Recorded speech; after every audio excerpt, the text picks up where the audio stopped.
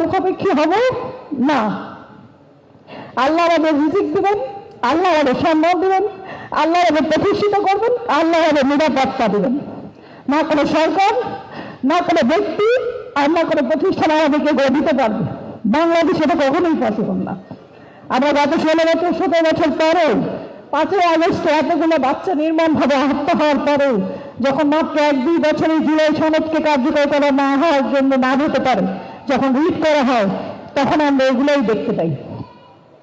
এই দেশে ইনসাফ কায়েম করতে যে হাদির মতো বিদ্রোহীরা, হাদির মতো বিপ্লবীরা শহীদ হয়ে যায়, কিন্তু তার বিচার হয় না। তার বিচার যে করবে সেটার আমরা আশাও দেখি না। এবং তার খুনি একদম খোলামেলা ঘুরে বেড়ায়, তাকে 1 ঘন্টার মধ্যে কেউ, মানে অন্য সবকিছু 1 ঘন্টার মধ্যে অ্যারেস্ট করা গেলেও হাদির খুনিকে কেউ খুঁজে পায় না। তাহলে এই দেশ আসলে, এই দেশের আকাঙ্ক্ষা এরকম একটা দেশ দেখার জন্য কি আমাদের সন্তানেরা এরকম করে গুলিবিদ্ধ হয়েছিল? কখনো না। তাহলে আমরা কি নরম হয়ে যাব? আমরা প্রতিবাদ করে ছেড়ে দিব? আমরা কি এরকমই থাকবো? আমরা কি হতাশ হব? না। আল্লাহ বলেছেন মুমিন কখনো হতাশ হয় না, তার জীবনটাই হচ্ছে একটা লড়াইয়ের জীবন। আমাদের শহীদেরা সেই 17 বছর ধরে গুম খুন হওয়া ছোট ছোট ছেলেপেলেরা, মাদ্রাসার ছেলেরা, গণহত্যা, হেফাজতে গণহত্যা, পিলখানা হত্যাকাণ্ড সবকিছু আমাদেরকে শিখিয়েছে আমরা কখনোই মাথা নত করবো না। দেশপ্রেম আমাদের সবার আগে ছিল, ইসলাম আমাদের জন্য সবার আগে ছিল, সেটাই থাকবে। আমরা যদি আমরা তখনই মরে যাবো যদি আমরা মনে করি যে আমাদের এই শহীদ হয়ে যাওয়াটাই আসলে শেষ, আমার বাচ্চা অথবা আমার বাবা অথবা অন্য কেউ শহীদ হয়ে যাওয়াটাই হচ্ছে আমার শেষ গন্তব্য। আমাদের শেষ গন্তব্য হচ্ছে জান্নাত, সুশীতল জান্নাত, যার নিচে দিয়ে ঝর্ণা দ্বারা প্রবাহিত, যেখানে কোনো দুঃখ কষ্ট নাই, যেখানে আপনার আমার সমস্ত ইচ্ছাকে আল্লাহ পূরণ করবেন। তাহলে সেই জান্নাতে যাওয়ার জন্য আমাদের কি কাজ? আমাদের শহীদের পরিবারগুলোর আসলে কি কাজ? আমরা কি আল্লাহ ছাড়া আর কারোর কাছে সাহায্য চাবো না? আমরা আল্লাহ ছাড়া আর কারোর কাছে সাহায্য যাব না।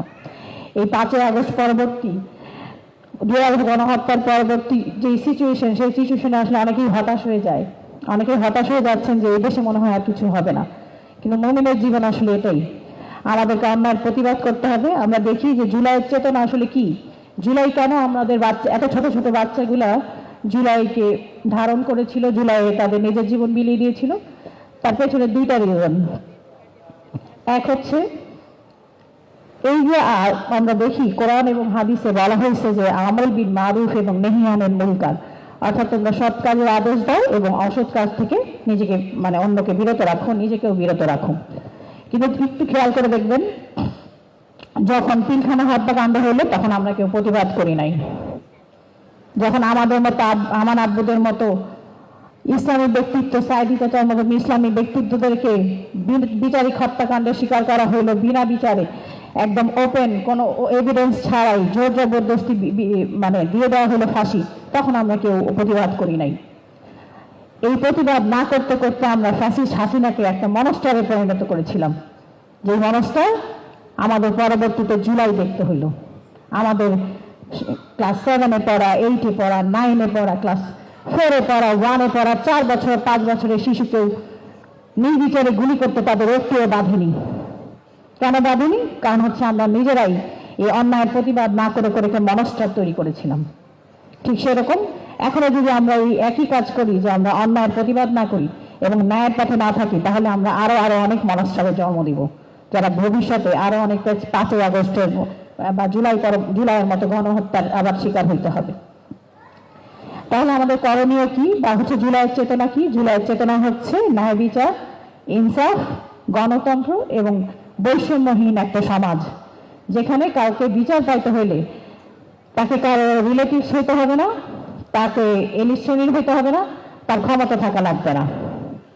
এরকম একটা ইনসাফপূর্ণ এবং সাম্য মানবিক মর্যাদাপূর্ণ সমাজের জন্য আমরা সবাই লড়াই করবো আজীবন, এবং আল্লাহর কাছে দোয়া করব যেন আল্লাহ আমাদের যারা শহীদ হয়েছেন, আমাদের পরিবারের সবাইকে জান্নাত তো দিবেনই, এবং তারা 70 জন মানুষের জন্য সুপারিশ করতে পারে। আমরা কতই না সৌভাগ্যবান। আল্লাহ তাদেরকে শহীদ হিসেবে কবুল করুন এবং আমরা আজীবন